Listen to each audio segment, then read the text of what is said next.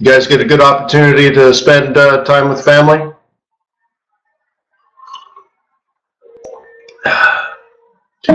So I've been teaching an engineering team how to build bridges out of straws. Right? Hey, it's engineering for a 10-year-old.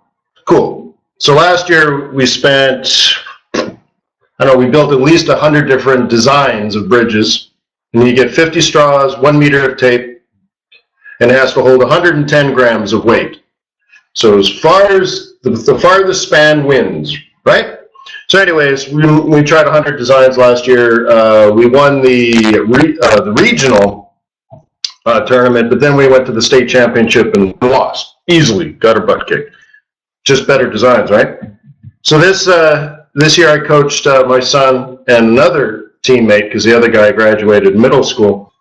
So we used the same design as last time, won regional, but realized we were not even going to get close in the state championship again. So I changed the design. The competition was on Saturday. So my son is now the state champion for the state of Georgia for engineering bridges at the elementary school level. Not bad for 4th grade. State champion, baby. Yeah, so just on Saturday, he beat 64 of the best teams in the entire state of Georgia. And they all had to win their regionals to get there, and then he beat 64 of them. Yeah. And the bridge was ginormous. It was ridiculous. We won by like 1.5 feet, I think. Like, it wasn't even close. We destroyed the competition. So, woohoo! Yeah. Well, and I'm also the coach, too. So I'm like, good thing I changed the design, huh? So anyways, it was a good family experience and all that kind of stuff. Grandma flew in and went to the tournament and stuff. It was great. It was great. So without further ado, that greatness was so Saturday. Let's get some new greatness going, huh?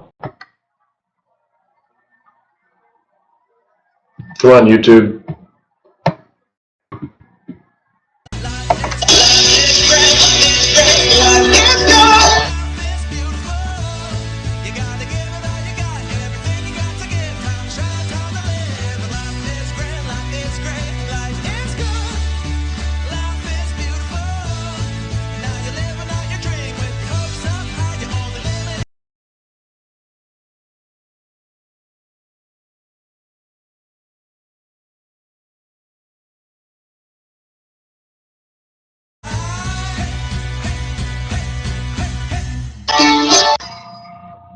I was scared there that we weren't going to get to do the hey, hey, hey thing.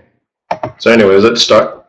All right, hey, good morning. So let me remind you that trading is risky, not appropriate for everyone. Your past performance, good or bad, is not necessarily indicative of future results, but please stay small, stay humble, focus on the long term, and never risk money you cannot afford to lose.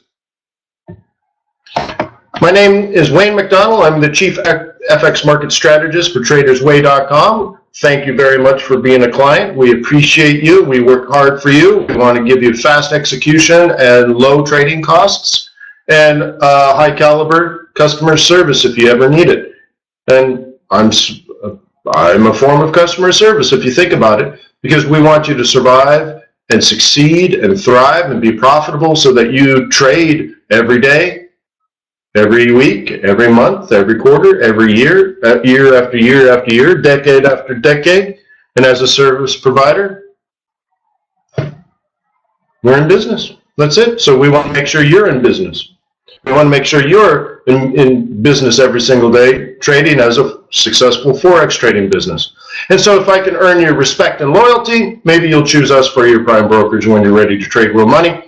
Do these sessions 7:30 a.m. every single morning, Monday through Friday, except the first Friday of the month. I'm over at FX Street, where I do trade non-farm payrolls live. And I'm in, what, year 11 or is it year 12? I think it's year 11. So it's been 11 years and 1 month for that one webinar. That's a long webinar. Yeah. Holy smokes, I'm getting old, huh? Gee whiz. That's the problem with webcams. You can see yourself. There's no mirrors in my house. Yeah. Actually, we had a kid over. He came over and used to just hang out, and he's like, where's your other TVs? I'm like, what do you mean? We have a big TV in the media room. Yeah, but where are the other ones? What do you mean? He's like, you only have one TV? Oh, yeah. Yeah, it's right there over the edge of the balcony. Whoa! Oh, you fell. Yeah. So anyways, it's funny. So anyways, I want you to succeed. I love the fact that you're on my team every day. Maybe I'll make you a state champion one day. You got to be coachable, though, and you got to be hardworking.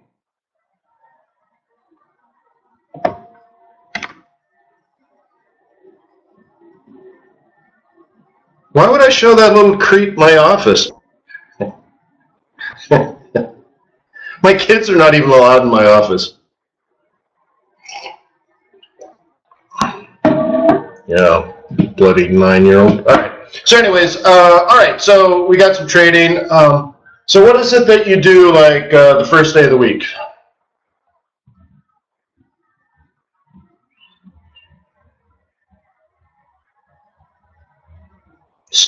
Commitment of traders, yeah. I don't want to pull up the website stuff. I mean, maybe I will, but it's hard. I'm on one screen. As you can see behind me, my PC is still in the shop. I might have got that, Microsoft virus thing, and it was monkeying around with my operating system, and I guess probably I was supposed to get a ransom note or something.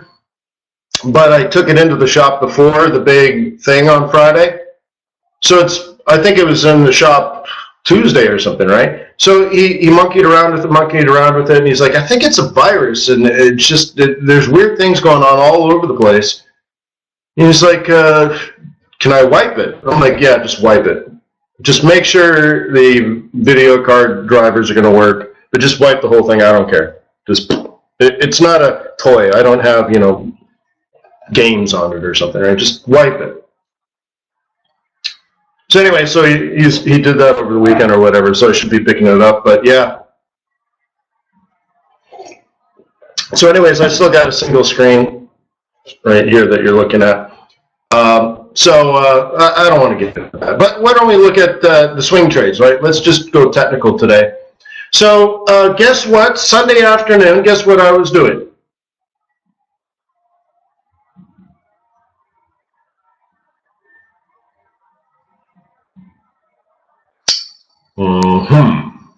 Let's see. I was watching golf,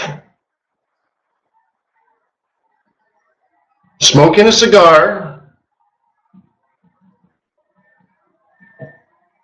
and setting up my swing trades.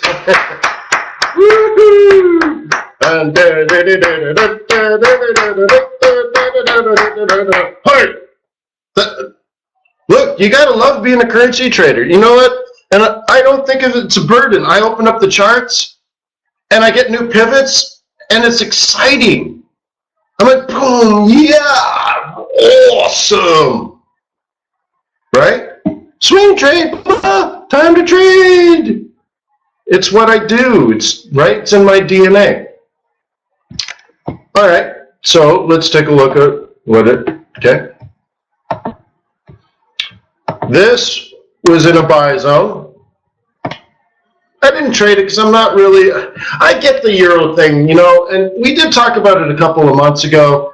Do you remember the conversation that we had, and it was in regards to a conversation 7 years ago that I did at an FX Street webinar. It was probably not for our payrolls, right?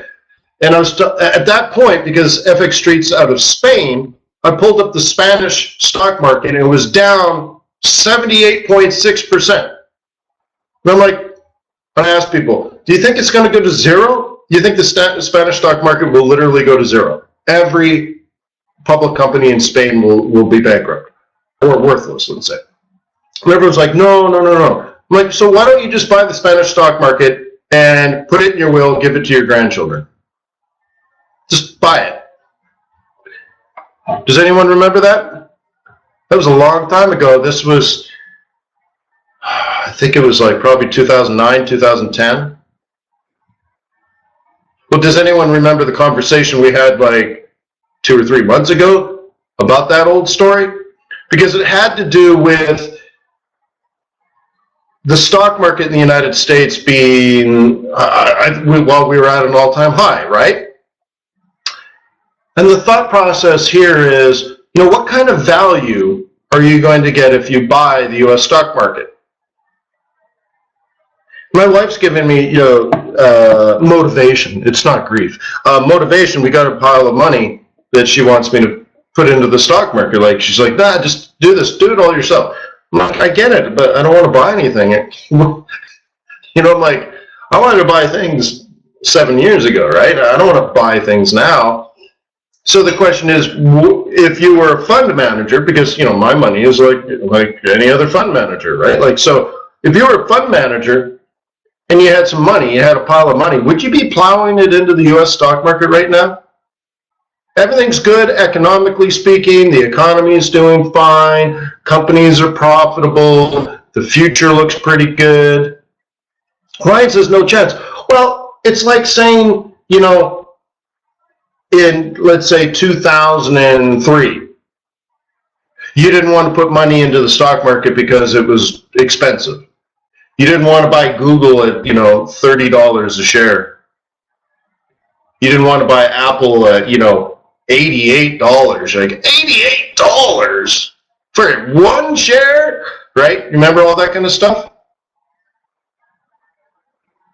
Right? Well, actually, the buy, it was actually last January when it dropped 10%, right? But anyways, so what would you do? Well, maybe there are better deals in Europe.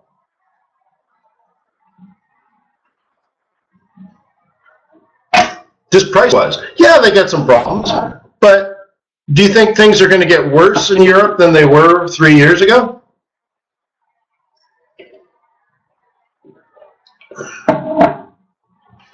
So you have to ask yourself, when you're doing the equation, okay, when you're doing the equation, yes, the ECB is still managing a policy that would likely weaken the euro. But that makes your purchases in Europe cheaper. So if you're thinking over the next 10 or 20 years, that lowers your risk even more, doesn't it? So if you can buy, I wouldn't recommend like an Italian bank or something, but, but anything, like maybe you should have bought a hotel in Greece. Because I think 25 years from now, the beaches in Greece will be very similar to the beaches in Greece today.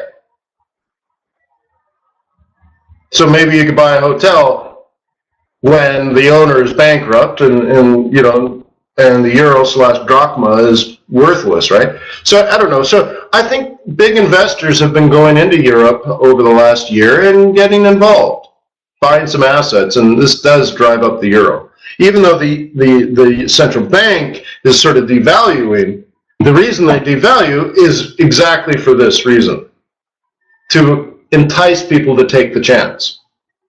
So anyways, euro going up does make sense. Maybe we don't want to do it based on monetary policy, but these are people who, I assume, that are buying physical assets.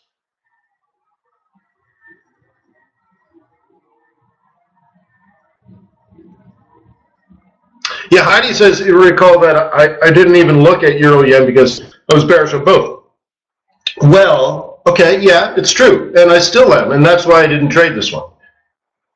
But, maybe I should change my mind, right? Well, I don't have to. I could just continue not trading this because at the very least I'm not losing money. Which for a lot of people in our group here is the first step, right?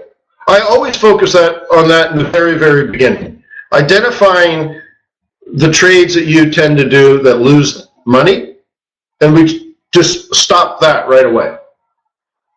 Because it's the first step. Right? It's sort of like going into an alcoholic's apartment and looking for all the bottles of gin that's been hidden everywhere, right? Right? And you're like, oh, you got to get rid of this, got to get rid of that. Oh, this tequila, that's got to go. Boom, boom, boom, right?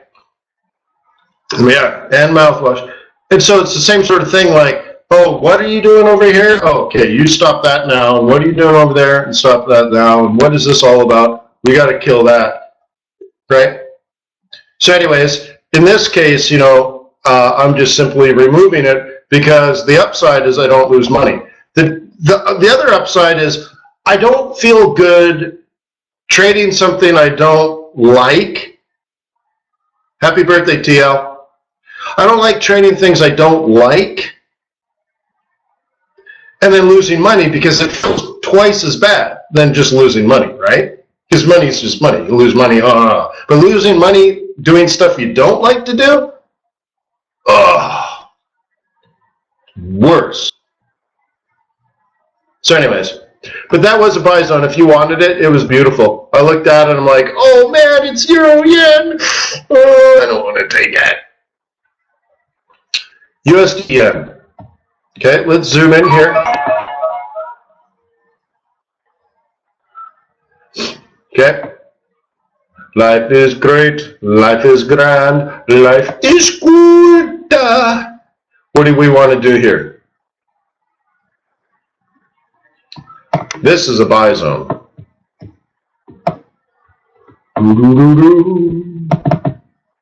Right there. You notice anything interesting on this chart?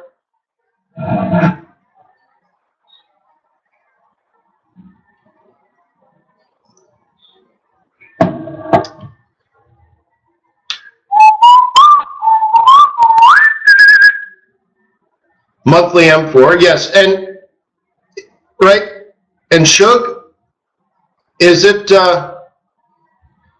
respecting these monthly pivots? Like, would you assume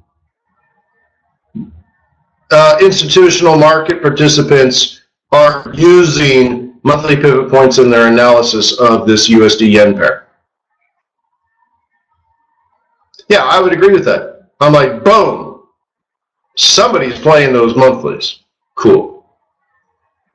The problem is they're supposed to be the top of the market, right?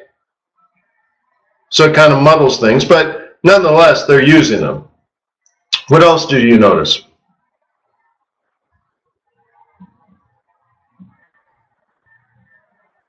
Yeah, I'm almost out of coffee. I might have to make a trip to the other side of the house.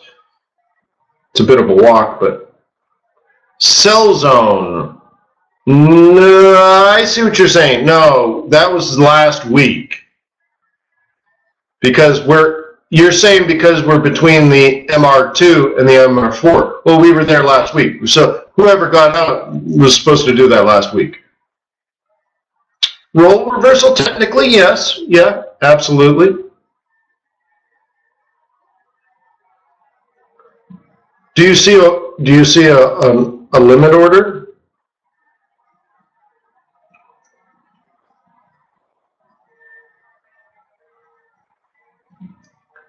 So what was that monkey head thinking?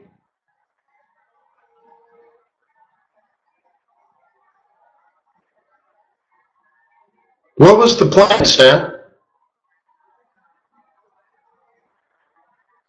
Buy, okay, buy, great. Yeah, buy at M2, take profit at M4. Okay, so now we got to go to like maybe an hourly chart. Okay. So sort of like a move like this, maybe.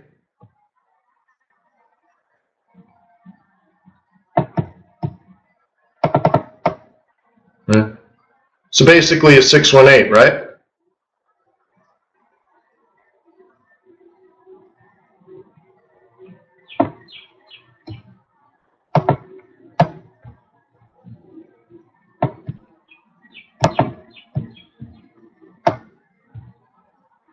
Well, I've seen dumber trades than that, right?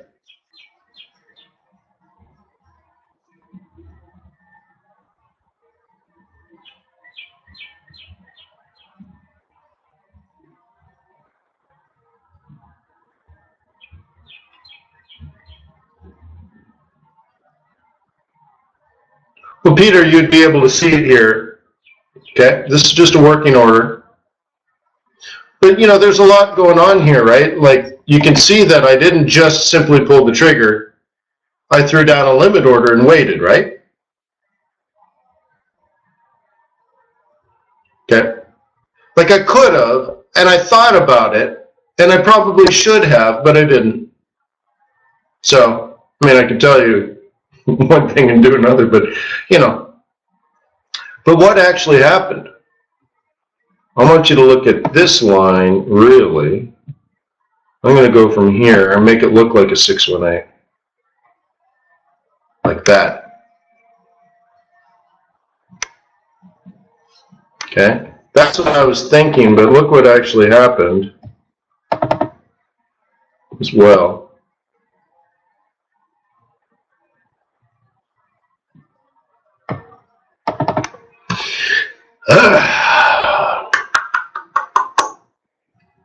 So I just, I don't know, I was being cheap or conservative or whatnot on it. And, you know, you don't want to be an aggressive buyer when you're already at the monthly, you know, I don't call them sell zones, right? So we got to be careful because someone else said it's sell zone or something. We have to be careful with the language because it's important. I don't call it a sell zone in my book. I call it a pivot profit zone. There's, you know, there's an important distinction between those two. So to me, it's where a lot of people should get out. It's where the bulls should be getting out. But then again, it's so early in the month. Maybe maybe those bulls stay there where it drops back down to a roll reversal, and the bulls say, "Wow, maybe I should buy it again." For at least a double top, because here we look at it as a double top on a 1 hour, but on a daily, they don't see it as a double top. Okay? Doesn't look like a double top to them. It just looks like down, down, and then extend back up to this area, right? It's like the theory of relativity. Well, it's relative to your point of view, where you're observing the observable.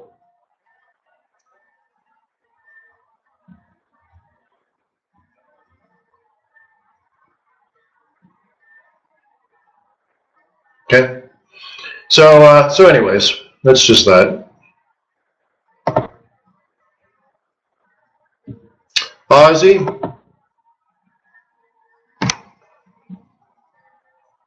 what are your thoughts here?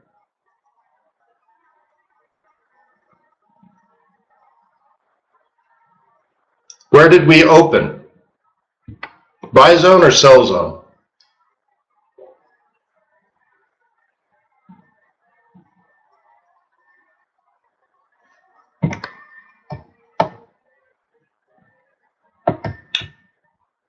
Right? And in case you can't see it, there's my buy order. Same thing. I could have just bought it and walked away. Good. With the profit taking last week, I just didn't feel like being terribly aggressive this week. Okay? I could have just pulled the trigger, and often I do. I just pull it and drop a stop, and so you can see I had the right idea. I played it too conservatively. I mean, this is the buy zone. I mean, the actual buy zone starts from here. So I had permission, if you will, right? When you follow the rules of engagement, I had the capability and authorization to pull the trigger. It's in the Geneva Convention.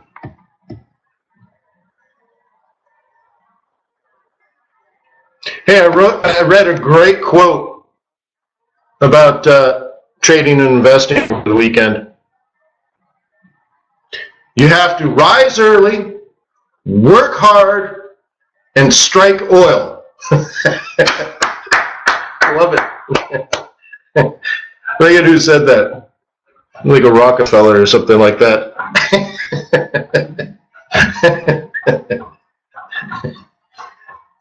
Otherwise, you just wake up early, work hard, and go home poor. That's the three secrets to success.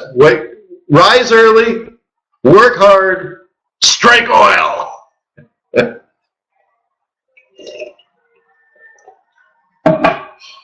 So anyways, pound. Oh, snap. This one I got, and the last time I looked, I was up 100 pips. Looks like I'm not up 100 pips. Okay. I tried to double dip it, didn't get it. Close though.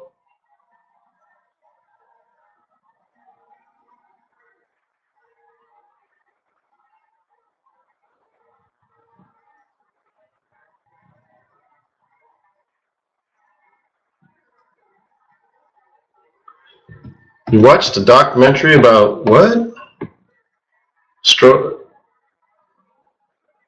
Well, that's odd because Rockefeller wasn't an oil man.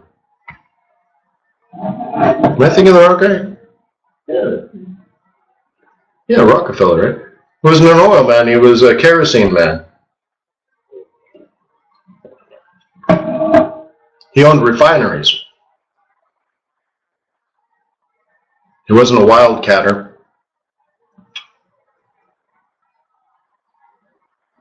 The guy that made Rockefeller, so Rockefeller owned a refinery in Ohio. He was absolutely dirt poor, lived in a house with, dirt floors, starving to death, put his money into buying a defunct refinery, which was just worthless to begin with. And so they were producing kerosene, or I don't think kerosene was even really invented yet. So he was just doing whatever, refining it of some level. And the guy that saved him and gave him his real start in life as to a guy that became the richest guy in history. It was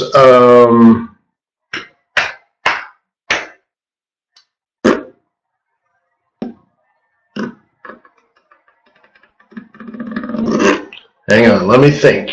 The hamster's running here. The wheel's moving.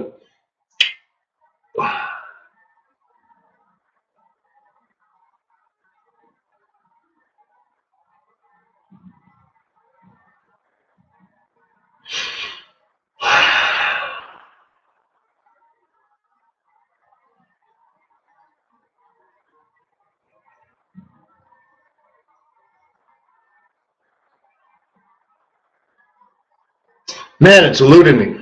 All right, so maybe help me out here with your history. Oh, Vanderbilt. There you go. That's the guy I'm looking for. So Vanderbilt was a young man, lived on, I don't know what river, not Mississippi, but he lived somewhere. And he became a very wealthy man because he got in, he bought a boat, made money moving, like FedEx, moving things up and down the river, bought another boat, made money with the two boats, bought another boat, then bought, with the money he made there, bought another company that had a few boats, and all of a sudden he becomes a very, very wealthy man because he owns the entire shipping industry. Okay? And here's the thing about Vanderbilt. Right before railroads came out, he took his entire fortune built around the shipping industry, sold everything, cashed out of everything, and he's like the top dog. Right? And puts the entire thing into railroads when it was like an internet startup. Is that amazing? So anyway, so he builds all these railroads now, but there's no rail traffic because there's no industry. He built all the railroads. There's track on the ground. There's nothing to move.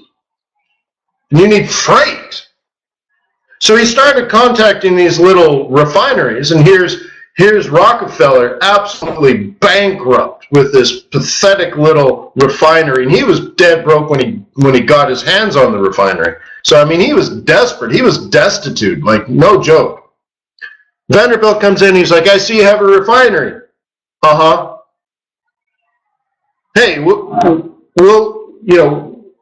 Anyways, they basically paid him to make the kerosene so that he could ship it. Vanderbilt just wanted railroad traffic. So anyway, so that gave him the capability of making money, and off to the races they go. So anyways, this was a buy zone on Sunday afternoon, right? Boom, boom, boom. Got it. So that's what you're supposed to do. Notice that this is now 4 opportunities, if you had done your job. 4 that have worked.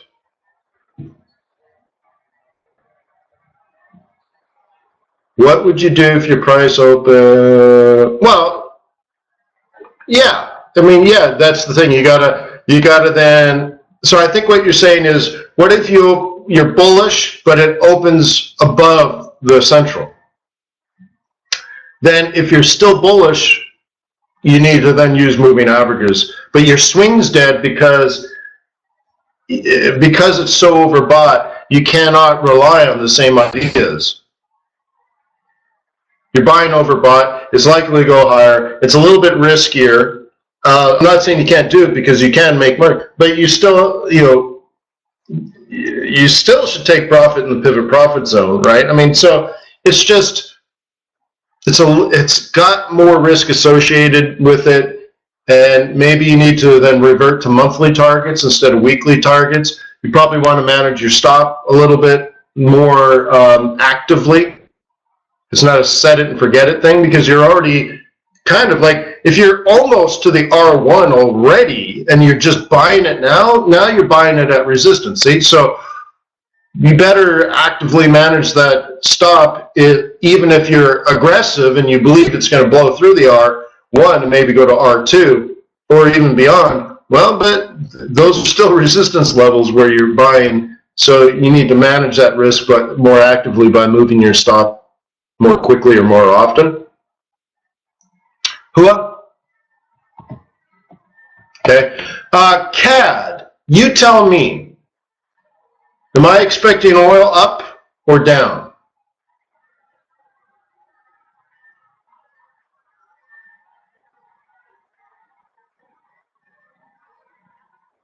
Yeah, up. Yeah, short term. Yeah, well, up from 44. I believe up from 44.30, if I'm to be specific, right?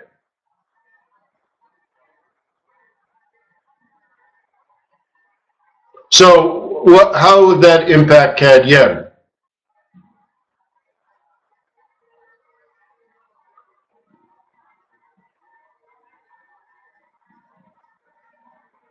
Up. So you could have been staring at your charts when the market opened, thinking, I hope it's in the buy zone, which is here. And if so, when it opened, you could have went, oh my gosh, it's right? And you're like, wow. And you bought it, right? You could have just been flabbergasted, like, look at that opportunity to buy. It's perfect. See, the difference between a trader that I would say consistently makes money and everybody else is that the trader over the consistent trader over the course of the entire weekend, which is this black line here, is, Friday close to Monday open, right? For hours, for days, is thinking, I hope and I pray it opens somewhere between the weekly central and the M2. And you're like, it is foretold, right?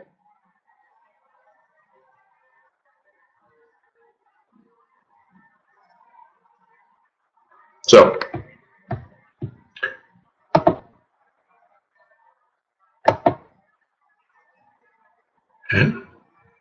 and Kiwi. I passed on this just because I'm a bear on Kiwi, but this is the buy zone.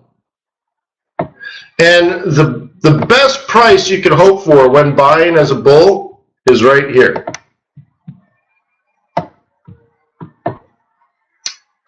77.62. What? It opened on the line. And this monkey head didn't buy it because he's not bullish on Kiwi. Gee whiz!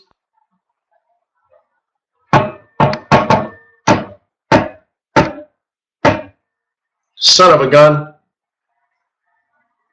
Yeah, I did my job, but, you know, the problem is, you know, I had family over and all that kind of stuff, and it was a nice day, and I don't know. I could have been watching this a heck of a lot more closely, but, you know, I played Risk with my wife and children. True story. So I chose my family over trading. So I bought the pound yen and made 100 pips. Could have did a lot better if I had manned up or sacrificed something. You know what I mean? Could have did better. Should have been a 500 pip day, but only made 100 pips. So, but whatever. You can only do what you can do, right?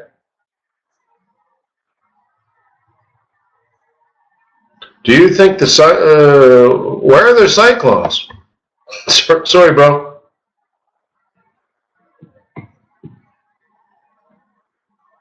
Yeah, I don't know. Oops. Look, the answer to this is the same to the answer to all similar questions, whether it's natural disaster or war. You know, do you believe significant damage is going to be done?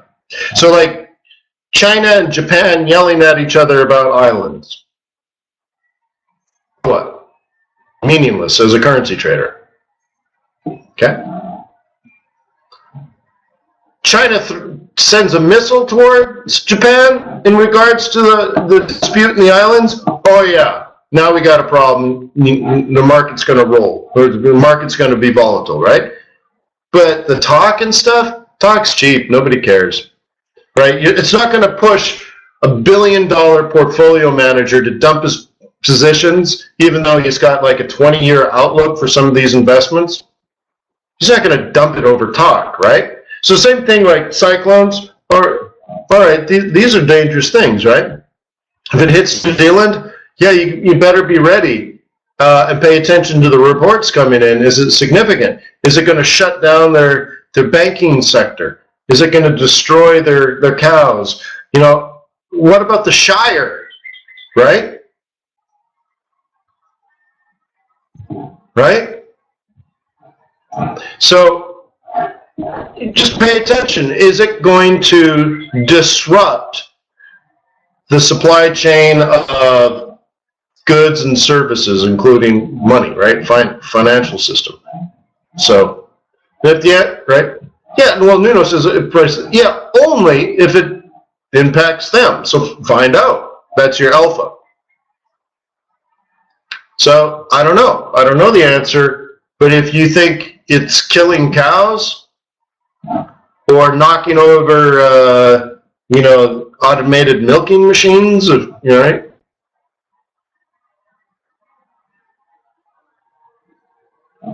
Suppose it's right. Unless it's just cute little, you know, Kiwi girls, you know, milking cows by hand. But, you know, that's your alpha. You know, look, if you're a $1 billion hedge fund manager, maybe you have an office in Australia, and you call your team, you're like, get on a plane right now, drive out to the New Zealand countryside, and start looking at the damage. Start talking to farmers, go to the distributors, find out what's happening with these guys, talk to them, talk to people. I need a report by the end of the day, make it happen or you're fired.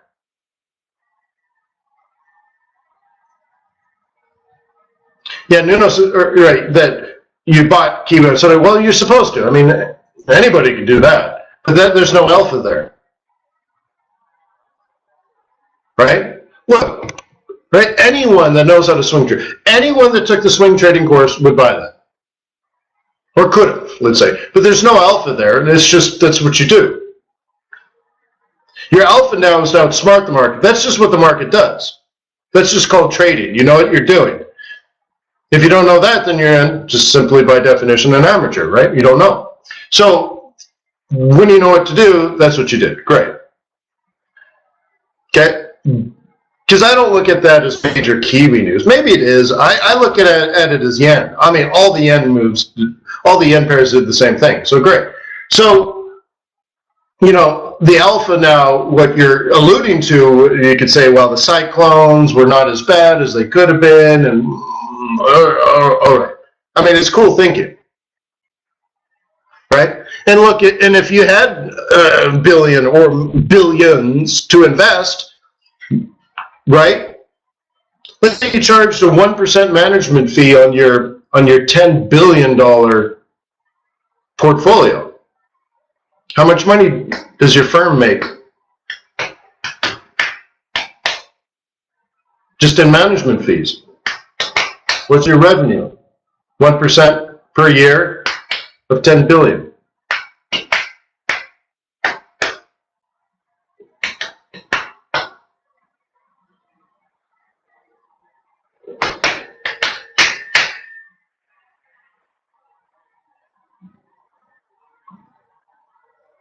Right? Yeah. Right. So you got, it's 100 million a year. So let's say 10 million a month. Right? Divide that by 4 weeks. You got it? Making good money, right? $2.5 million a week. You're making $500,000 a day. So would you spend the $5,000 in plane fees, maybe a rental car, maybe he's got to spend the night in a nice hotel in New Zealand?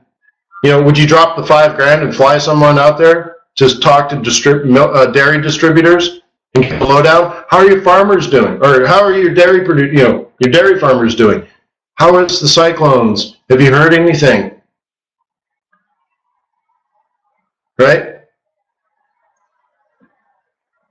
Are they okay? Are your producers okay? Are you okay? Do you see any supply chain issues? So, for example, I've heard of a hedge fund that trades wheat. Now, wheat is a very global product. Australia produces a lot of wheat. Canada produces a lot of wheat. The United States produces a lot of wheat, right? Russia, Ukraine produces lots of wheat, so on and so forth, right? I think Argentina used to when it was one of the richest countries in the world, but then socialism took over and ruined it. So anyways, so this hedge fund rented time on an old spy satellite. And it would fly over the Ukraine and Russia, breadbasket, right? Right, of the East. And they would look at the production of wheat in these parts of the world, which was a long way from Wall Street, right? And they would actually look at spy satellite images that only they had to actually look at, the plantings and the yield production and all that kind of stuff, so that they knew, better than everybody else, what was going to be brought to market. So, for example, did you guys read the planting report that came out last week on corn? 8% less corn planted this year than expected. But you knew that, right? And that as they're planting, it's been raining. So only half the crops have been planted, and they're missing their germination season.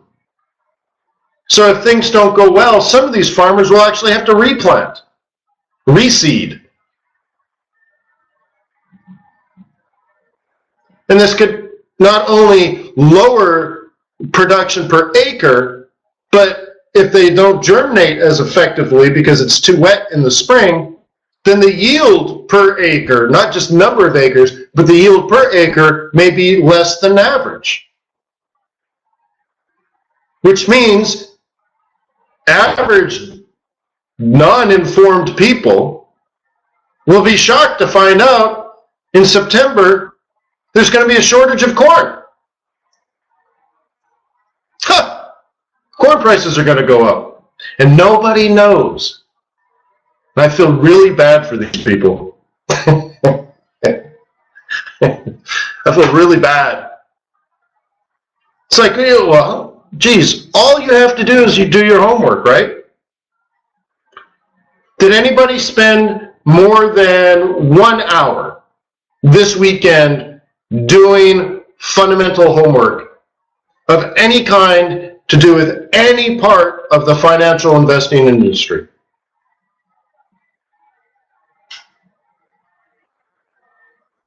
And what do you do if your answer is no?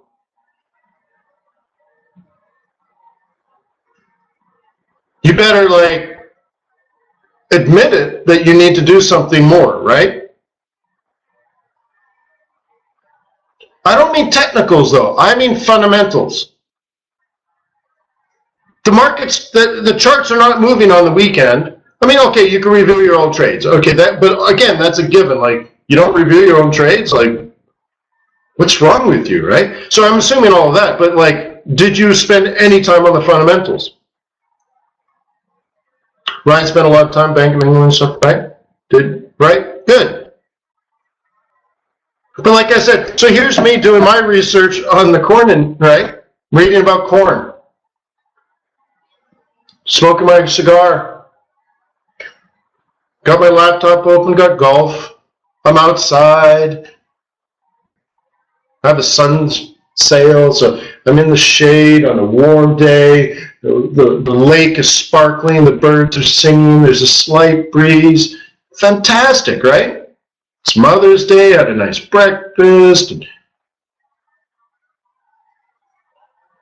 I'm reading about, what yields are likely going to be in September. I'm like, cool. So I could start buying corn futures if I wanted to. Okay? But how about this? If there's a shortage from the United States in September, where are they going to get the corn that's needed but lacking? So like someone mentioned Kellogg's. Okay, good. So what, is Kellogg's just going to make less cereal? No, they got to get corn from somewhere. Will anybody have corn in September?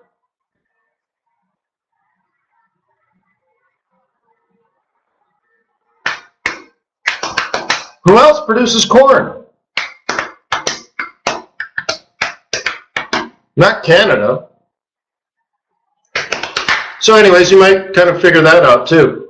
What if there's a shortage of corn and gasoline prices go up, and in September gasoline prices are over $3?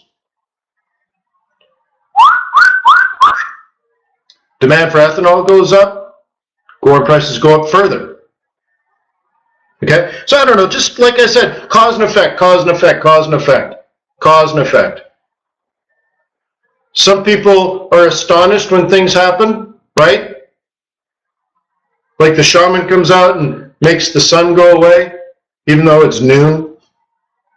Everybody's like, he made the sun go away. Sure.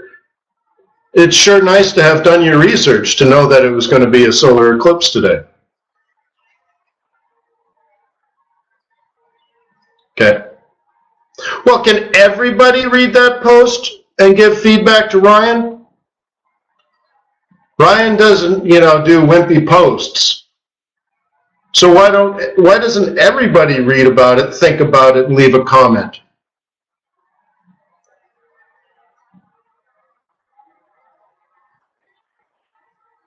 Okay. So anyways, so there's the 5th opportunity today, or 6th. Yeah, all right, so there were 6 obvious entries today, or yeah, to me it was yesterday, with the end pairs, and you know,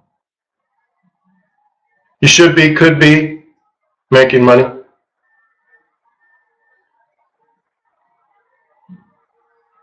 Okay. Aussie, it's even time to get out, right?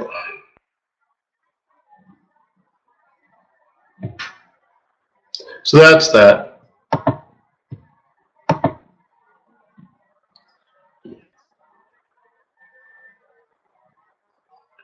So gold.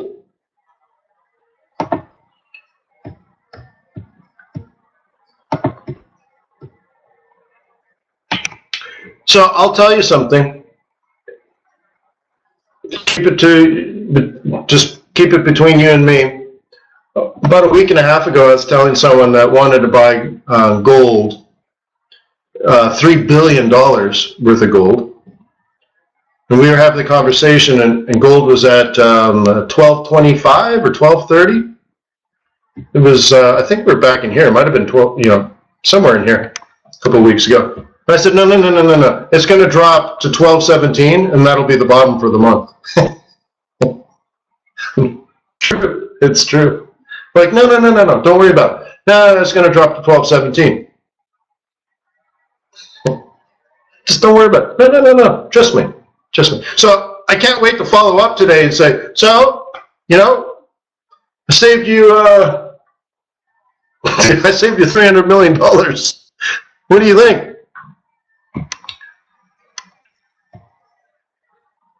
So anyways, it came down, went bump, and now we're back up. So now we're up to 34. Like, oh.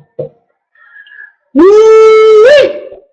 So yeah. So I'm going to be very happy to make a couple of phone calls today and say, yeah, completely random. Damn, lucky again.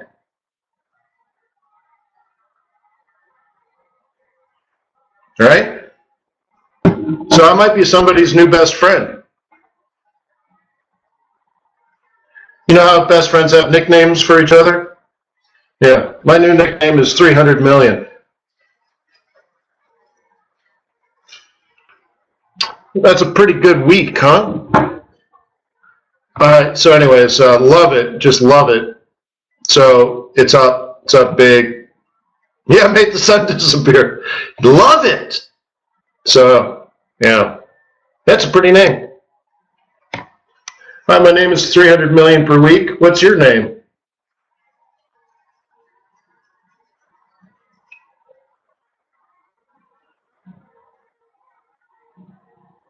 Let me read Hadir's thing. I mean, how do you know what monthly pivot price we'll use that month? Well, in that case, it was just the pivot profit zone. Right? So I remember talking with you guys, I'm like, look, it's not my opinion. It's not my opinion. That's a factual area. You're supposed to get out as a bear. Now, whether bears get out or not, I don't know. Maybe something fundamental happens and drives gold even further. Fine. That could happen. Happens from time to time. Great. But the facts is that in normal market conditions, that area is where bears are supposed to get out. That is a fact. And therefore, if it falls further, it's unusual, and something unusual is likely to have happened in the market. So like a central bank thing, or, well, in this case, down is, I don't know. I mean, usually, let's say it was going up and it was up above resistance. Well, maybe there was like, you know, Russia attacked Azerbaijan and freaked the market out, and oil would skyrocket, and gold would skyrocket, and dollar would actually skyrocket too. And you know, and it's a big risk-off freak out, right? Okay, well, dude, your monthly pivots are irrelevant because people are not making technical decisions about what the prices are for buying and selling. They're just freaking out like it's a fundamental thing, and everyone's just buying gold because It's a freak out situation. They're buying dollar because it's a freak out situation, right? It's risk off. They're not even looking at a chart. They just, like somebody said, what? Russia's attacking, buy oil futures, buy gold futures, buy the dollar, get me out of everything. Right? Everything else, get out, dump everything else, buy gold, right? And that's it. So, normal market conditions, and very, very logical and intelligent decision is to take profit there. Right? And I can talk to somebody, and dude, like, we have to go back then. We were talking about this like way up here, that it would fall out of this area, right? And so that's all. So it's just pure technical analysis. That's all it is. There's no genius behind it. There's no smoke and mirrors. There's no shaman kind of stamping a stick on the ground. It's to me it's just factual. And even if you stayed in it, your risk is increased. And even if it falls and falls further and you're making money, your risk has increased. And as a technical analyst, you're measuring risk against opportunity. So to sell down there, well, that's incredibly foolish. Clearly have no idea what you're doing. And in fact, if you're already short, you're supposed to take profit. That's what all of that is about. And guess what? It happened. It's not that I'm a genius. It's just, well, that's what everyone did what they were supposed to do. And so if you didn't do either of those things, right, take profit or even go long, then you just don't know what you're doing. Everyone else did what they were supposed to do, but you don't know the rules of the game. So that's why I'm here. I'm trying to show you the rules of the game.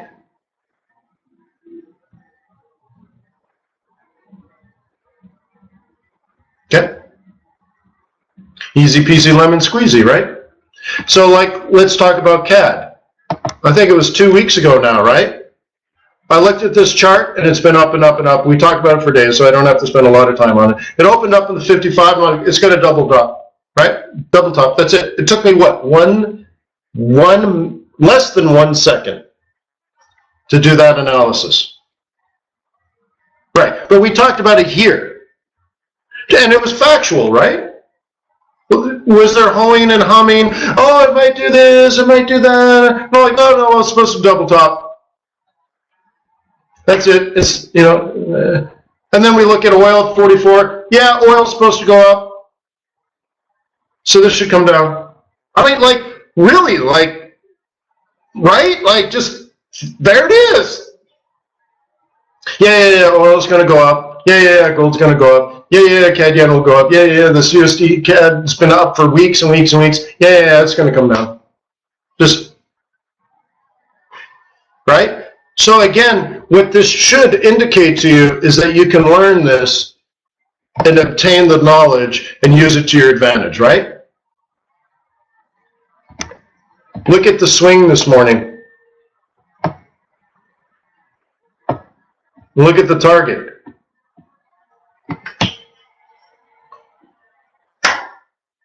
Now you got to be careful because there might be a bounce here.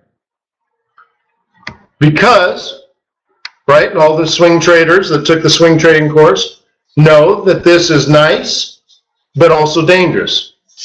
It's Monday and we're in the pivot profit zone already. Dangerous place. If it was Thursday, not a problem. Monday, it's a problem. We got to worry about it. And so you better be watching it very closely to decide, do you get out now or do you get out at the S2 and, and so on and so forth. But you're nursing this one, right?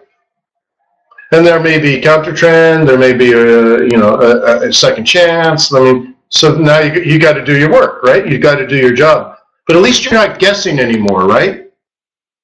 See, I'm trying to get you guys to a point where there's no guessing, there's setups. You look at it like, well, this could bounce here. Well, this could double top here. This could do this other thing, right? And those are called trade plans. And then you're observing for very specific things. Not sort of random things where you're looking for all kinds of different signs. No, you're looking for bounces at particular prices. You're looking for a commodity to do one thing and a currency pair to do another. You know, and all of a sudden, there's logic and intelligence to all your trades. Oh, look at the price on this. Oh, it's been up for weeks, but it ain't going to go any further. Oh, look at this thing. It's been down. Look at gold. It dropped $100 an ounce. Well, that's the end of that. Right? And that means thinking ahead. That means you have a plan based on analysis. So whether you read the newspaper over the weekend or went to a central bank website, did anyone spend 9 hours listening to the market wizard stuff?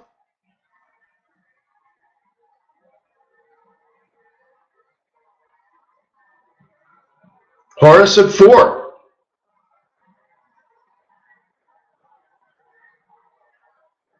Nuno did too. Read a chapter on Paul Tudor Jones, right? Because I set it up as a cliffhanger, right? Ryan's reading the book. Well, then I did my job as a coach, right?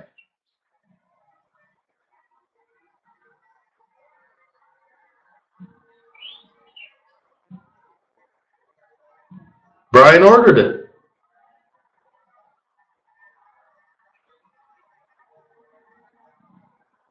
Cool, right? Good. Well, I'm going to leave it there, and I'll upload the recording to Forex.Today. I hope you have a wonderful Monday. I hope today was a learning experience and a wake-up call. If you found out today that you didn't do anything in regards to, let's say, market wizards, right? Because we talked about it on Friday. If you didn't spend the weekend doing research of some sort, whether it's central banking websites, whether it's reading the newspaper, whatever, you know, and many people did here. You notice that many people did?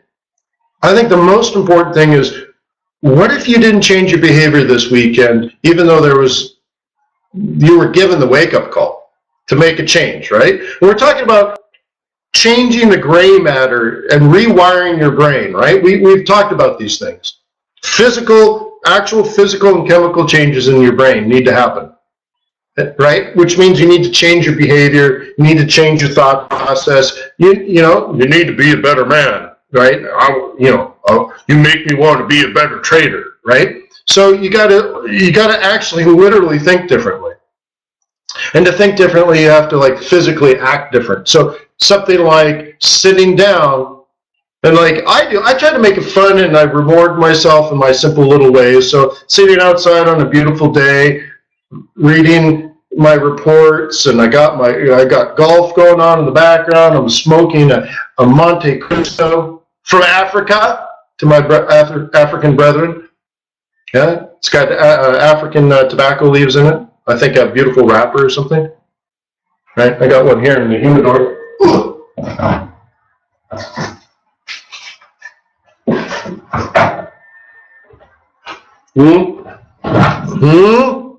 Afrique. Oh, Afrique. Monte Cristo, Afrique. So anyways, look at that, huh? That's a lot of knowledge. It takes 2 hours to smoke that bad boy. That's a lot of knowledge. So I have fun, because to me it's not a job, it's a lifestyle. Right? Do you work for money? Or does money work for you? It's not work. I'm sitting outside, beautiful day, water is sparkling gold. My kids are inside playing board games. My wife and her mother are going for a golf cart ride. And I'm smoking my cigar, and I'm reading and going over my charts, and I'm thinking about junk bond yields, and the spreads are changing, and what am I going to do? And should I be buying Europe? I got all this extra cash, and should I put more in the U.S. stock market? I'm like, nah. So what am I going to do with it? But you know, it's not, that's not work, is it? Right? That's not work, isn't it? Isn't that love or passion? So I read a quote somewhere that what passion is fear and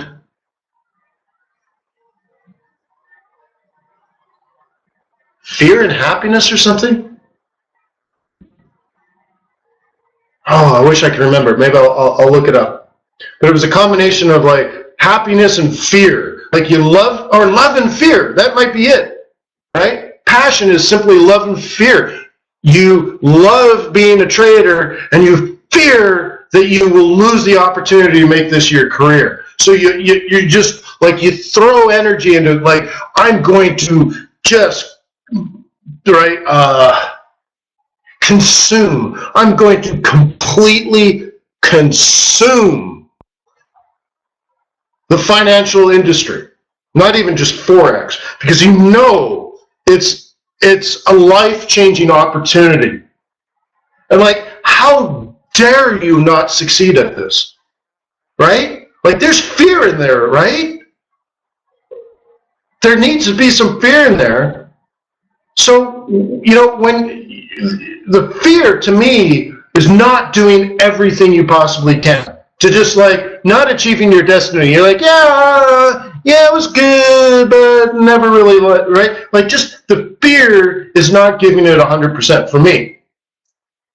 And the passion part, you know, the other part of passion is love. So you might as well love what you're doing if you're going to throw everything at it, right? And so to me, it's a reward. I swear to you, it's a reward where I'm sitting there, I'm reading about corn yield, I'm looking at yield differentials of junk bonds over, you know, AAA bonds, and I'm thinking about buying stocks in Europe, and I'm smoking my cigar, and a nice day, and life is good, I'm happy, right?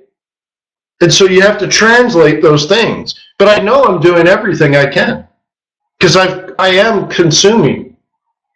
I'm a consumer of knowledge. And what do you do when you stop learning and you stop enjoying doing the homework and stuff? What happens if you stop learning in general?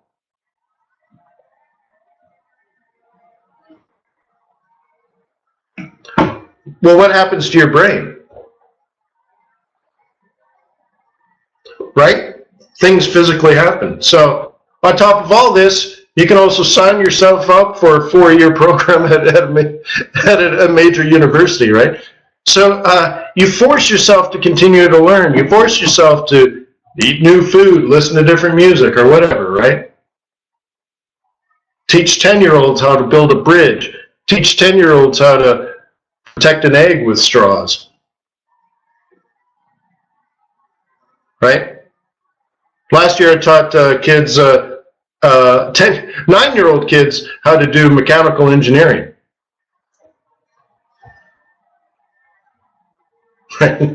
Right? Cool, right? Hey, it's just an Archimedes screw, right? So I don't know. Just love, just fall in love, man. But fall in love. But you know, falling in love with Forex doesn't mean just sitting in a hammock smoking a cigar, right?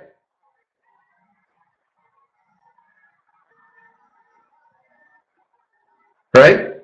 It's sitting in a hammock smoking a cigar and doing your research and looking at your watch all day like, when's the market opening? When's the market opening? Oh, 2 more hours, the market's going to open. Hour and a half, market's going to open, right? Woo, look at 53 minutes and the market's going to open. There's a difference, right?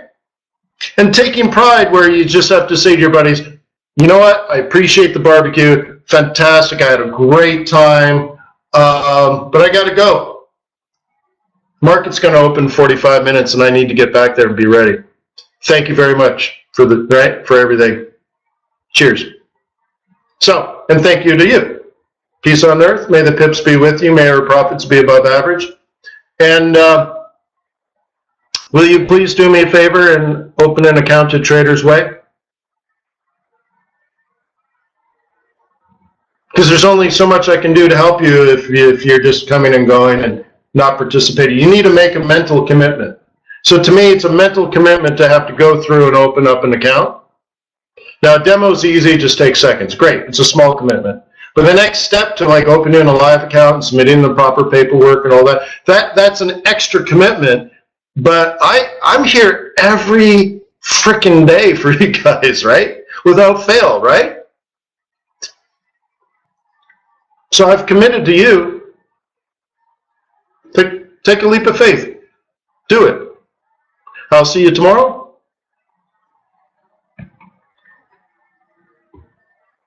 Yeah, excellent. Thank you, guys. Cheers. Zoop, zoop, zoop. Boom.